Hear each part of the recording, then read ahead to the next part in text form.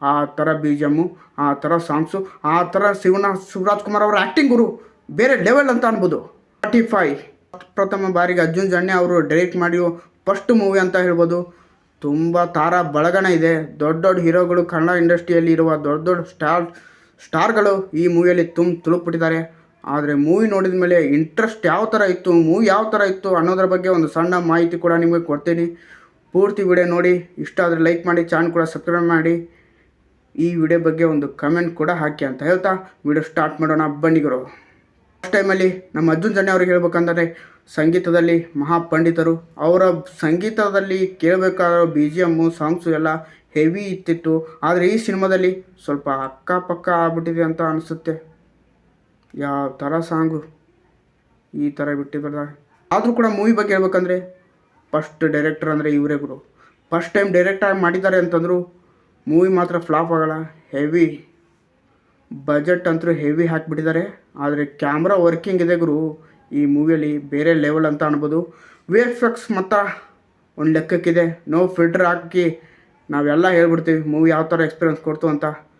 No filter. V F X ಮಾತ್ರ ಬೇರೆ level ಇತ್ತು. ಬೇರೆ ಲೆವೆಲ್ ಅಂತಂದರೆ ಒಂದು ಲೆಕ್ಕಕ್ಕಿತ್ತು ಗುರು.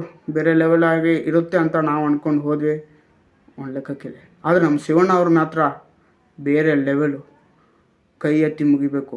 ಆ ಥರ ಸೀನ್ಗಳಂತೂ ಶಿವಣ್ಣ ಅವರಿಗೆ ಸಖತ್ತಾಗಿ ಬರ್ಕೊಂಡಿದ್ದಾರೆ. ಆದರೆ ಲಾಸ್ಟಲ್ಲಿ ಒಂದು ಬಿ ಜಿ ಎಮ್ ಕೂಡ ಇದೆ, ಶಿವಣ್ಣ ಹಾಡು ಕೂಡ. ಅದಂತೂ ಬೇರೆ ಲೆವೆಲ್ ಫೀಲ್ ಕೊಡ್ತು. ಮೂವಿ ನೋಡೋ ಮುಂದಾಗ ಎಲ್ಲರಿಗೂ ದೇವರೇನೇ ಕಣ್ಣು ಮುಂದೆ ಬಂದುಬಿಟ್ಟಿದ್ದಾನೆ ಅಂತ ಅನ್ನಿಸ್ತು. ಆ ಥರ ಬಿ ಜಿ ಎಮ್ಮು, ಆ ಥರ ಸಾಂಗ್ಸು, ಆ ಥರ ಶಿವರಾಜ್ ಕುಮಾರ್ ಅವರ ಆ್ಯಕ್ಟಿಂಗ್ ಬೇರೆ ಲೆವೆಲ್ ಅಂತ ಅನ್ಬೋದು. ನನಗಂತರೂ ಆ ಸೀನ್ ಅಂತರೂ ಈಗ ಕೂಡ ಕಣ್ಣು ಮುಂದೆನೇ ಇದೆ. ಶೆಟ್ಟಿ ಅವರ ಬಗ್ಗೆ ಹೇಳ್ಬೇಕಂದ್ರೆ ಅವರೊಬ್ಬರ ಡೀಸೆಂಟಾಗಿ ಆ್ಯಕ್ಟಿಂಗ್ ಮಾಡಿದ್ದಾರೆ. ಅವ್ರ ಆ್ಯಕ್ಟಿಂಗ್ ಬೇರೆ ಲೆವೆಲ್. ಅಮಾಯಕನ ಥರ ಇರ್ತಾರೆ ಗುರು ಅವ್ರ ಆ್ಯಕ್ಟಿಂಗ್ ಬೇಡ. ಆದರೆ ಕತೆ ನಾವು ಬಗ್ಗೆ ಹೇಳ್ಬೇಕಂತಂದರೆ ಕತೆ ಬಗ್ಗೆ ಹೇಳ್ಬಿಟ್ರೆ ನಿಮಗೆ ಸ್ಪಾಯ್ಲರ್ ಆಗ್ಬಿಡುತ್ತೆ. ಮೂವಿ ಇಂಟ್ರೆಸ್ಟ್ ಕೂಡ ಬರಲ್ಲ ಗುರು ನಿಮಗೆ. ಅದಕ್ಕೆ ನಾನು ಈ ಥರ ಒಂದು ಸ್ವಲ್ಪ ತಿಳಿಸಿ ಬೆಳೆಸಿ ಅಂತ ಹೇಳ್ತಾ ಇದ್ದೀನಿ. ಮೂವಿ ಯಾರು ನೋಡಿರ್ತಾರೆ ಅವ್ರಿಗಂತೂ ಸರಿಯಾಗಿ ಅರ್ಥ ಆಗುತ್ತೆ ಮೂವಿ ಯಾವ ಥರ ಎಕ್ಸ್ಪೀರಿಯನ್ಸ್ ಕೊಡ್ತು ಅಂತ. ನನಗಂತೂ ಸರಿಯಾಗಿ ಎಕ್ಸ್ಪೀರಿಯನ್ಸ್ ಕೊಡ್ತು. ಅದಕ್ಕೆ ಉಪೇಂದ್ರ ಕ್ಯಾರೆಕ್ಟರ್ ಅಂತೂ ಯಮ ರಾಜ ಆಗ್ಬಿಟ್ಟಿದ್ದಾರೆ ಮೂವಿಯಲ್ಲಿ. ಯಮ ಅಂದರೆ ನಾನು ಇದೇ ಥರ ಇರ್ತೇನೆ ಅಂತ ಹೇಳ್ಬಿಟ್ಟಿದ್ದಾರೆ. ಮೂವಿ ಯಾವ ಕಾನ್ಸೆಪ್ಟಲ್ಲಿ ಇದೆ ಅಂತಂದರೆ ಮನುಷ್ಯ ಸತ್ತ ಮೇಲೆ ಏನಾಗ್ಬಿಡ್ತಾನೆ, ಏನು ದಬ್ಬಾಗ್ತಾನೆ, ಅವನ ಪಾಪ ಪುಣ್ಯ ಏನು ಅಂತ, ಕರ್ಮ ಗಿರ್ಮ ಏನಂತ ಈ ಮೂವಿಯಲ್ಲಿ ತೋರಿಸ್ಬಿಡ್ತಾರೆ. ಪ್ರತಿಯೊಬ್ಬ ಮಾನವನು ಈ ಮೂವಿ ನೋಡಲೇಬೇಕು. ಅವನು ಸತ್ತ ಮೇಲೆ ಏನಾಗ್ತಾನೆ ಅನ್ನೋದು ಈ ಮೂವಿಯಲ್ಲಿ ತೋರಿಸ್ಬಿಟ್ಟಿದ್ದಾರೆ.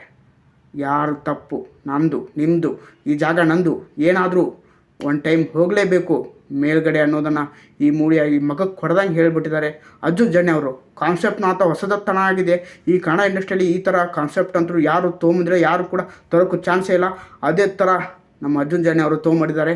ಆದರೆ ಅಲ್ಲೊಂದು ಸೀನ್ ಕೂಡ ನಮ್ಮ ಉಪೇಂದ್ರ ಅವ್ರ ಕ್ಯಾರೆಕ್ಟರ್ ಕೂಡ ನೋಡಿದರೆ ನಮ್ಮ ಉಪೇಂದ್ರ ಆ ಪಿಕ್ಚರ್ ರಿಮಿಕ್ ಅಂತ ಅನಿಸ್ಬೋದು. ಆದರೆ ಅನ್ಸೋಂಗೆ ಅರ್ಜುನ್ ಜನ್ಯ ಅವರು ಯಾವತ್ತೂ ಮಾಡಿಲ್ಲ.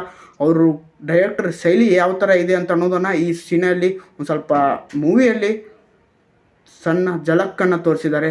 ಅವರ ಮುಂದಿನ ಸಿನಿಮಾಗಳು ಯಾವ ಥರ ಬರ್ಬೋದು ಅಂತ ನಮ್ಮ ಹೂವಿಗೆ ಬಿಟ್ಬಿಟ್ಟಿದ್ದಾರೆ. ಮೂವಿ ಮಾತ್ರ ಸಖತ್ ಬಾಕ್ ಬಸ್ಟರ್ ಅಂತ ಆಗ್ಬೋದು ನಮ್ಮ ಅಭಿಪ್ರಾಯ ಹೇಳ್ತಾ ಇದ್ದೀನಿ.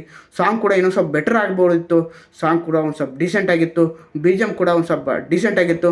ಡೈರೆಕ್ಟರ್ ಮಾತ್ರ ವೆರಿ ಹೆವಿ ಫಸ್ಟ್ ಮೂವಿ ಅಲ್ವಾ, ಹೆವಿ ಡೈರೆಕ್ಟ್ರೆ. ಈ ಥರ ಮೂವಿಗಳನ್ನು ಯಾವ ಡೈರೆಕ್ಟ್ರು ಕೂಡ ಮೈ ಮೇಲೆ ಹಾಕ್ಕೊಂಡು ಮಾಡಲ್ಲ ಗುರು.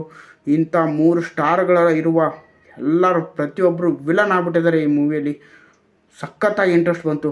ಮೂವಿ ಮಾತ್ರ ಬೇರೆ ಲೆವೆಲು. ಮೂವಿ ನೋಡಿದರೆ ಥಿಯೇಟ್ರ್ನಲ್ಲೇ ಹೋಗಿ ನೋಡಬೇಕು ಅಂಥ ಮೂವಿನೇ ಇದು. ಮಿಸ್ ಮಾಡದೆ ಟಾಗೀಸ್ನಲ್ಲಿ ಹೋಗಿ ನೋಡಿ. 1 ಟೈಮ್ ವಾಚ್ ಅಲ್ಲ 2 ಟೈಮ್ ವಾಚ್ ಅಂತ ಅನ್ಬೋದು. ಮೂವಿ ಮಾತ್ರ ಸಖತ್ತಾಗಿದೆ. ವಿ ಎಫ್ ಎಕ್ಸಲ್ಲಿ ಒಂದು ಸ್ವಲ್ಪ ಎಡವಿಡಿ ಅಂತ ಅನ್ಬೋದು ಗುರು. ವಿ ಎಫ್ ಎಕ್ಸ್ ಇನ್ನೂ ಸ್ವಲ್ಪ ಬೆಟರ್ ಆಗಿದ್ದರೆ ಚೆನ್ನಾಗಿರುತ್ತಿತ್ತು. ವಿ ಎಫ್ ಎಕ್ಸ್ ಅಂತೂ ಬೇರೆ ಲೆವೆಲು ಆಗಲಿಲ್ಲ, ಒಂದು ಲೆಕ್ಕಕ್ಕಾಗಿದೆ. ಈ ಚಾನಲ್ ಕೂಡ ಸಬ್ಸ್ಕ್ರೈಬ್ ಮಾಡ್ಕೊಂಡು ಸಪೋರ್ಟ್ ಮಾಡಿ ಅಂತ ಹೇಳ್ತಾ ನೆಕ್ಸ್ಟ್ ಟೈಮ್ ಸಿಗೋಣ ಗುರು. ಬಾಯ್ ಅಂತ ಹೇಳ್ತಾ ಈ ವಿಡಿಯೋ ಇಲ್ಲೇ ಮುಗಿಸ್ತಾ ಇದ್ದೀನಿ. ಬಾಯ್.